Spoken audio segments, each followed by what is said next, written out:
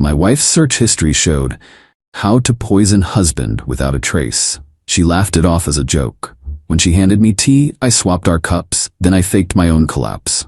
She was left frantically telling to the 911 dispatcher as I died. I, 34 male, found my wife's, Teresa, 32, search history last Tuesday. And yes, it's exactly what the title says. We've been married for 6 years, no kids, a nice, quiet life in a rented house with a garden I'm probably a little too proud of. From the outside, we were the couple people envied. We hosted dinner parties. We remembered each other's coffee orders. We held hands, small, everyday things that build a life. The discovery was an accident. Teresa's laptop was open on the kitchen island, and she'd asked me to look up a recipe for the dinner she was planning. I opened a new tab, but the cursor just happened to be in the search bar, and the recent history popped up. It's a feature, right? Not snooping. There it was, nestled between best heirloom tomato varieties and yoga retreats Bali, how to poison husband without a trace, tasteless poisons that mimic heart attack, Amanita phalloides, dosage, lethal life insurance payout, accidental death versus homicide. My heart didn't pound. It just stopped. Everything went quiet. The hum of the refrigerator, the distant sound of a lawnmower, it all faded into a dull roar in my ears. I stared at those words, my mind struggling to connect them to the woman I loved, the woman currently humming in the next room. I closed the laptop. My hands were perfectly steady. I went back to my own computer in the study and spent the next hour in a cold, methodical daze. I took a high-resolution photo of her search history with my phone, making sure the timestamp was visible on her laptop screen. I emailed it to my personal email, then to a new, secret email address I created right then and there. I forwarded the email to my sister, a lawyer, with the subject line, "Read this only if you don't hear from me by tomorrow night. I love you." Then I deleted my sent history and went back to the kitchen just as Teresa came in, smiling. "Find a good recipe for dauphinoise potatoes?" she asked, her eyes crinkling in that way I used to find so endearing. I looked at her, really looked at her, tried to see behind the mask. "Still looking," I said, my voice even. Couldn't decide. The confrontation, if you can call it that, happened that night. I was too focused to be emotional. I just needed to know. I sat her down on the sofa, the same one where we'd binge-watched countless shows, and I turned my phone screen towards her. I didn't say a word. Her reaction was telling. First, a flicker of pure, undiluted panic. Her eyes widened, her breath hitched. It was there for only a second, but I saw it. I will never unsee it. Then the mask slammed back into place. She laughed, a high, tinkling, utterly false laugh. "Oh my God, Noah, you're not seriously taking that seriously?" I waited. "It's for a book," she exclaimed, gesturing wildly with her hands. "Teresa is not a writer. She's an account manager for a marketing firm. A friend of mine, Sarah, you know Sarah, she's writing a mystery novel. We were brainstorming. It's a joke. It's just morbid curiosity." "You've never mentioned Sarah writing a book," I said, my tone flat. "I know. It's a new thing. She's been very shy about it. Noah, come on, this is insane. You can't possibly think." She trailed off, feigning hurt, her lower lip trembling just so. It was a masterful performance. 6 years of marriage, and I was only now getting a front-row seat to her true talent. I felt a profound, chilling sadness. Not grief, not rage, just the quiet, hollow finality of an ending. The man who loved this woman was already dead. He died the moment he read that search history. I was just the ghost he left behind, and it was my job to handle the arrangements. I pretended to accept it. I even forced a laugh. "God, you're right. It's just jarring to see, you know?" She crawled into my lap, wrapping her arms around my neck. "Of course. I'm so sorry, baby. I should have told you. It was a stupid, dark joke." Her hug felt like a cage. The next 2 days were a masterclass in domestic theater. She was overly affectionate. She made all my favorite meals. She suggested we book a vacation, just the two of us. I played my part. I was the slightly sheepish, loving husband, easily placated and back to normal. Then came Friday. The day after I'd told my sister to open the email, Teresa announced she was making a special afternoon tea. Her own blend. She was so proud of it, bustling around the kitchen. I watched her from the doorway. She laid out a little tray, a floral teapot, and 2 matching cups. My favorite ones, the heavy ceramic ones I'd bought on our anniversary trip. As she prepared everything, she turned her back for just a moment, fussing with the sugar bowl and spoons. Her movements were just a little too precise, a little too focused. It was the only tell. That was the moment she did something to my cup. She brought the tray into the living room where I was pretending to read. She poured the tea, a fragrant, steaming amber liquid. She handed me my cup. "Here you go, my love," she said, her smile brighter than the sun. Our eyes met, and in that moment I knew. There was an anticipation in her gaze, a tautness around her mouth. This was it. My heart was finally pounding, a frantic drum against my ribs. But my hands, my blessed hands, were steady. As I reached for the cup, I let my sleeve catch on a stack of magazines on the coffee table. They tumbled to the floor. "Oh shoot," I said, my voice perfectly natural. It was the oldest trick in the book, the distraction. As we both bent down to pick up the magazines, our heads close together, our hands brushing, I did it. A quick, seamless swap, my cup for hers. It took less than a second. When we straightened up, I had the safe cup. She had the poisoned one. Neither of us had taken a sip. She was none the wiser. I raised my cup, the safe one, in a small toast. "To us," I said, my voice thick with a meaning only I understood. She beamed, raising hers. "To us." I watched her, waiting for her to drink. She brought the cup almost to her lips but then paused, setting it down on the table. "Oh, I completely forgot the lemon biscuits," she said with a little laugh. "They're in the kitchen. I'll be right back. Don't wait for me." She was waiting. She wouldn't drink, wouldn't relax until her plan had worked. She needed to see me take a sip first. That was all the confirmation I needed. My last flicker of doubt was extinguished. I took a small, deliberate sip of my own, safe tea. I held her gaze as she turned to leave the room. I let a small, fond smile play on my lips. Then, as she disappeared into the kitchen, I began. I set my cup down with a clatter. My hand started to tremble. I focused on my breathing, making it ragged. I'm a freediver as a hobby. I know how to control my body's autonomic responses in ways most people don't. I let my heart rate skyrocket, then forced it into an erratic, thready rhythm. "Noah?" Teresa's voice called out from the kitchen. I didn't answer. I made a harsh, guttural, choking sound. I pitched forward, knocking the cup, her cup, the poisoned one, so it sloshed but didn't spill entirely. Then I slid from the sofa to the floor, convulsing for a moment before going limp. I let my eyes roll back, keeping them just slightly open. My breathing became a series of shallow, agonized gasps. Teresa rushed back into the room. "Noah! Oh my God, Noah!" She stood over me, her face a canvas of rapt fascination. Not concern. Not yet. She was watching, checking to see if it was working. A full 10 seconds passed, an eternity. She was waiting to make sure. Then, when she was satisfied, the performance began. A switch flipped. The frantic, terrified wife appeared. "Oh my God! Noah!" she screamed, a sound so convincing it chilled me to my very soul. She fumbled for her phone. I heard her shaky fingers dialing. I heard the tinny sound of the call connecting. 911, what's your emergency? "My husband, I think he's having a heart attack. He just collapsed. He's barely breathing." Her voice was a symphony of panic and despair. She was crying. Real tears. As she spoke to the dispatcher, feeding them our address, her words a torrent of calculated hysteria. I lay there, my body twitching periodically. I could hear the faint wail of sirens in the distance, growing closer. She was going to get away with it. But she didn't know about the photo, or the email, or the fact that in her panic to play the part of the distraught wife, she had forgotten all about the poisoned cup of tea, sitting right there on the coffee table. Update 1. First of all, thank you. The comments and DMs have been a strange sort of comfort. It's grounding to know I'm not insane. To answer the most pressing question, I am not dead, nor did I ever technically die. But for about 15 minutes, 3 days ago, my wife and a team of very concerned paramedics thought I was on my way out. Let's pick up where I left off. The sirens were getting closer. Teresa was giving her Oscar-worthy performance to the 911 dispatcher. "His lips are turning blue," she shrieked. They were not. "His pulse is so weak, I can barely find it." A lie, but a good one.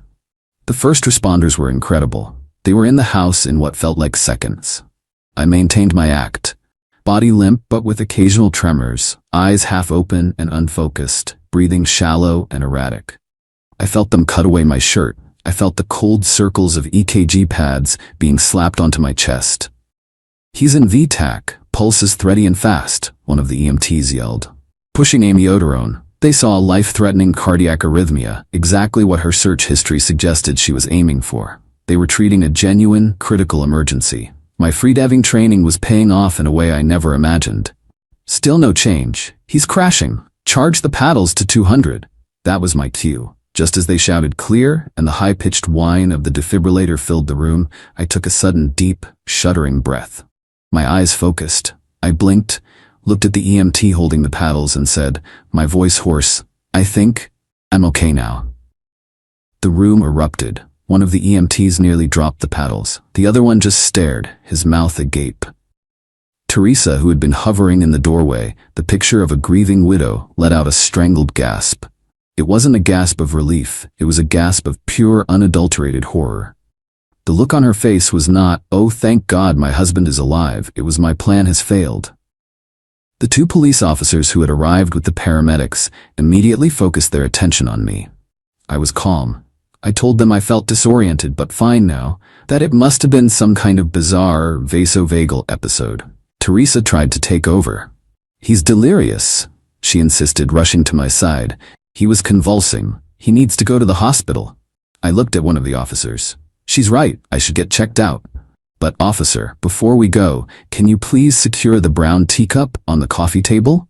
The one that's still full. I believe my wife may have put something in it."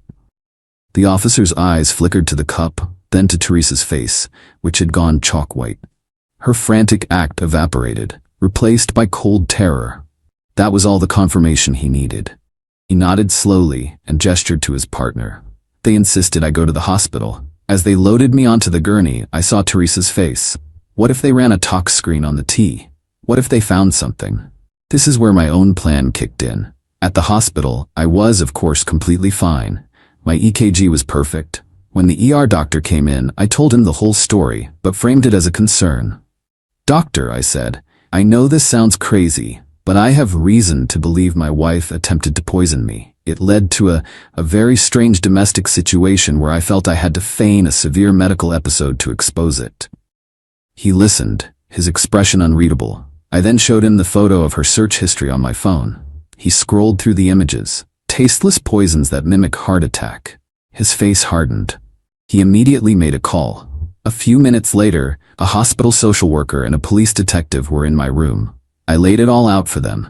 The search history, the book idea excuse, the sudden special cup of tea, the swap, her refusal to drink, my faked collapse, her call to 911, the teacup left at the scene.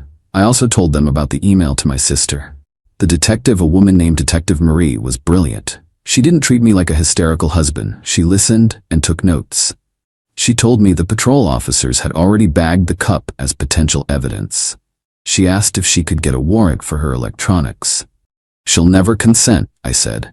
"Given your testimony, the photographic evidence of the searches, and her attempt to prevent officers from securing the evidence at the scene, a judge will agree that the risk of her wiping her devices constitutes grounds for a warrant." Detective Marie stated calmly, "These things take time, but we'll get it." I was discharged with a clean bill of health. Detective Marie advised me not to go home. I'd already planned for that. I went straight to my sister's house. The next day, my sister, my wonderful shark of a sister, filed an emergency protective order on my behalf and initiated divorce proceedings. The petition cited the evidence of the search history and the events of that Friday. Teresa was served the papers yesterday. I'm told she did not take it well. I haven't listened to a single one of the unhinged voicemails she's been leaving, but my sister says each one is a gift for our case. I had to go back to the house today with a police escort to get some of my things. The locks were already changed. A note was taped to the door. In Teresa's looping, pretty handwriting, it said, "How could you do this to us, Noah? I love you." Looking at that note, all I could think was that her focus on me, on the drama, on playing the victim, was so complete that she never once thought to get rid of that teacup. The chaos of my collapse had worked perfectly. She was so consumed with managing her performance for the EMTs that the cup became invisible to her. Update 2. It's been 2 weeks since my last update. 2 weeks of lawyers, paperwork, and the slow, grinding machinery of the justice and bureaucratic systems. And let me tell you, it's in the grinding that you really see a person's true character. Teresa's character, it turns out, is a fascinating blend of victimhood and aggression. After the initial shock, she went on the offensive, not legally. Her lawyer seems to be advising her to keep quiet. Her battlefield is social. She's trying to win the court of public opinion. It started with our mutual friends. A call came from Jesse, a guy I'd known since college. "Noah? Hey man, listen, I just got off the phone with Teresa. She's a complete wreck." "I'm sure she is," I said evenly. "Yeah, well, she's saying this is all some huge misunderstanding, that you've been under a lot of stress at work and, well, that you kind of freaked out over a joke. She told me about her friend's book idea." His voice was full of that cautious sympathy you use when you think your friend has lost his mind. "Did she, Jesse?" I asked, my voice remaining calm. "Let me ask you a question. Do you think I'm a paranoid person?" "No, of course not, man. But then trust that I'm not paranoid now. There are things I can't talk about legally. But the police have her laptop for a reason. Just think about that." He was quiet for a moment. "Oh, okay. Shit, man. Okay." Then came the family front. Her father, a big blustering man who'd always treated me like a son, called me, practically yelling before I'd even said hello. "Noah, what in the hell do you think you're doing?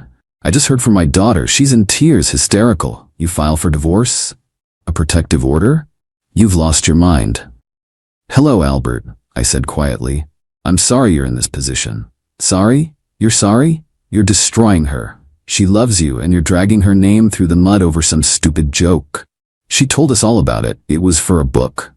"Albert, did she love me when she was researching tasteless poisons that are hard to trace?" "It was a joke," he thundered. "Don't you people have a sense of humor anymore? You're supposed to be family. You talk things through, you don't call the cops and run away like a coward." "My sense of humor ends where lethal doses of Amanita phalloides begins," I replied, my voice cold as ice.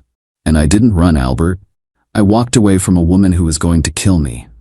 The police are involved because she committed a crime. This isn't a family squabble. Goodbye." I hung up the phone before he could respond. The most calculated move on my part was dealing with our landlord.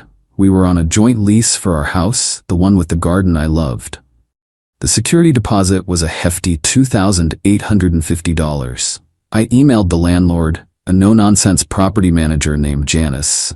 I explained that I had moved out due to a pending divorce and a police investigation, and that I was formally requesting to be removed from the lease. I attached a copy of the temporary protective order. Janice called me within the hour.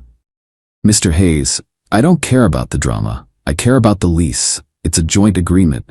You're both on the hook for the rent until the term is up in 4 months." "I understand that," I said, "but my estranged wife has changed the locks illegally and I cannot access the property. I also have a court order stating she is to stay away from me. I will not be paying for a property I am legally barred from and cannot safely access. However, I am happy to pay my half of the rent directly to you for the remainder of the term, provided Teresa pays her half, but I will not be sending her money." This put Janice in a bind that favored me. She now had to chase Teresa for her half of the rent. I also mentioned, very casually, "By the way, when you do the final walkthrough, be sure to check the new rug in the living room. There might be some damage. Her friend Joe has a habit of leaving his muddy Adidas sneakers on it." I've never met anyone named Joe, but I knew planting that seed of infidelity and disrespect for the property would stick in a landlord's mind. My sister, my wonderful shark of a sister, got a preliminary report back from the forensic analysis of Teresa's laptop. The friend who is writing a book, Sarah? Teresa had sent her an email 2 days before the incident. It said, "Hey, got a weird question for your novel. What's the most creative way a character could get rid of a scheming husband?" Sarah's reply? "OMG, fun. Aconite is a classic. Or maybe something with pufferfish? Let's brainstorm Tuesday." Teresa was trying to build an alibi. The sheer premeditation of it all is what gets me. The methodical, patient planning. I guess we have that in common. Final update. This is the last time I'll be posting about this. The case is closed. The divorce is final. And I'm in a different city, sleeping soundly for the first time in what feels like a lifetime. The resolution wasn't a big, dramatic courtroom showdown like in the movies. It was death by 1,000 bureaucratic cuts. And it was beautiful. Let's start with the poison. The lab finally identified the substance in the teacup, the one meant for me, the one she refused to drink. It was a synthesized version of a cardiac glycoside, a compound derived from a plant, known for causing heart irregularities, and, in the right dose, a massive, fatal heart attack that could easily be mistaken for natural causes. The dose in the cup was significant. It would have killed me. The discovery of a synthesized, hard-to-trace compound, cross-referenced with her search history for poisons that mimic heart attack, was the nail in the coffin. The district attorney formally charged Teresa with attempted murder. Her defense, the one where I supposedly framed her, crumbled under the weight of the evidence. Her "it was a joke for a book" story was shredded by the timeline. The search history. The email to her friend Sarah, which the prosecution presented as an attempt to create a premeditated alibi. The 911 call was played in court, and what she intended as the frantic cries of a grieving wife now sounded, in context, like a chilling performance. The most damning part was my testimony about the cup swap, and her subsequent refusal to drink from it. It demonstrated clear, conscious avoidance. Teresa's lawyer urged her to take a plea deal. She refused, clinging to the belief that she could manipulate a jury the way she had manipulated me for years. It was a fatal miscalculation. She was found guilty. Due to the extreme premeditation, the judge was not lenient. She was sentenced to 15 years in prison. She's eligible for parole in 10. I saw her face as the sentence was read. It wasn't remorseful. It was incandescent with rage. The rage of a narcissist who had been, for the first time in her life, truly outmaneuvered. The fallout in her personal life was just as complete. Our landlord Janice evicted her 2 months into my absence. Teresa couldn't make rent on her own. Janice told my sister she had to hire a cleaning crew to deal with the state of the house. Apparently, once I was gone, the facade of the perfect domestic goddess fell away completely.